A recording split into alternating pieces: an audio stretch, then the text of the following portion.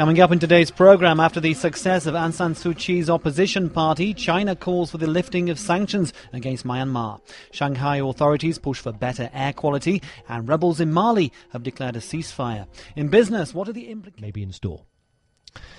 Well, it's been confirmed that the inauguration of Venezuela's ailing President Hugo Chavez has been postponed.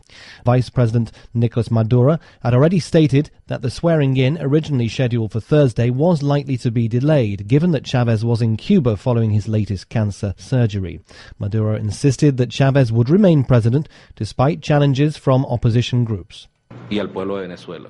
Dalglish being fired. Yes, well, I'm not sure. He's a legend, but he did divide Liverpool fans. Many of the younger Liverpool fans have no real connection to Kenny Dalglish. No, I mean, historically... without it being a real disaster.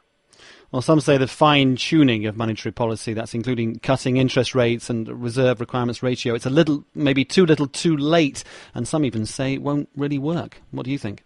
Well, What we do know is that many in the Beijing corridors of power distrusted Bo, a charismatic politician that some see as a throwback to a time when the Chinese wore little blue suits and exalted the individual in power.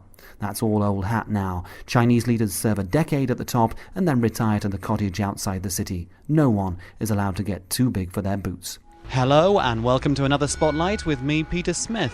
Now this week I've travelled to the Bohemian town of Mladá Boleslav, which is about 50 kilometres to the northeast of Prague. Mladá Boleslav has a long history dating back many centuries. For the last 100 years or so, the development of this town has been intrinsically linked to the car industry. Because of course, Mladá Boleslav is the home of Škoda Auto.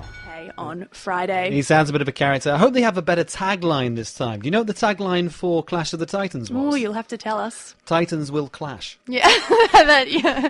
This is creative. Must have thought all day about that one, mustn't they?